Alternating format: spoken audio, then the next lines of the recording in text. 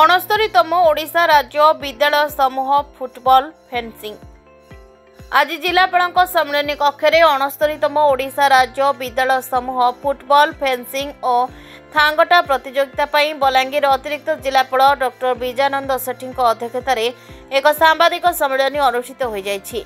उक्त राज्यस्तरीय प्रतियोगिता 27 नवेम्बर 30 नवेम्बर पर्यंत हेबाकु जाउतबा राज्य विद्यालय समूह फुटबॉल प्रतियोगिता एही सम्मेलन में अतिरिक्त जिलापाल डॉ सेठी कहिथिले बलांगीर जनसाधारण सम्मान रखिबा सह राज्यस्तरीय प्रतियोगितार समस्त प्रतियोगिता को गणमाध्यम प्रचार और प्रसार करने अनुरोध करथिले।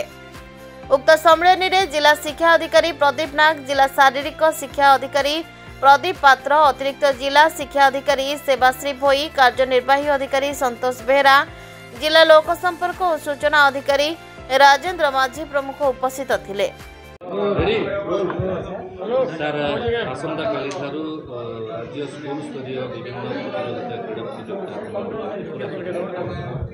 सर्वप्रथम आपण माध्यम आम बलांगीर जिलार समस्त नागरिक वृंद एवं स्कूल पिला माने जेहेतु आमर राज्य स्तरीय 17 वर्ष रु कम बालक बालिका मानकर फेंसिंग थांगटा आउ आमर फुटबॉल मैच एठी अनुष्ठित होची सेति समस्त को शुभेच्छा जिला प्रशासन तरफ आउ आपणक माध्यम मु आपण मानक समस्त को हाँ आमर 27 तारिख रु आसंता काली ठारू आरंभ हबो। काली 27 तारिख रे आमर गांधी स्टेडियम रे इनागुरल मैच रो जो आरंभ हबो।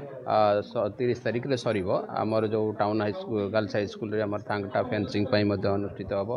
तेणुकरी आपण मानकर माध्यम मु समस्त को अनुरोध करुच्ची आसंतु आम राज्य स्तरीय जो कार्यक्रमटा होची आमर 27 रु 30 समस्ते मिसी माने समस्तकर सहयोग सहभागिता आउ समन्वय रे आमे केमती सक्सेस करिवा आउ आम जिल्लार जो फेस वैल्यू अच्छी राज्य रे एवं राष्ट्र मध्य परिप्रकाशित हम से आपण मान माध्यम समस्त को अनुरोध करुचे आसंतु समस्त मिसी यही कार्यक्रम सफल मंडित करिवा। धन्यवाद।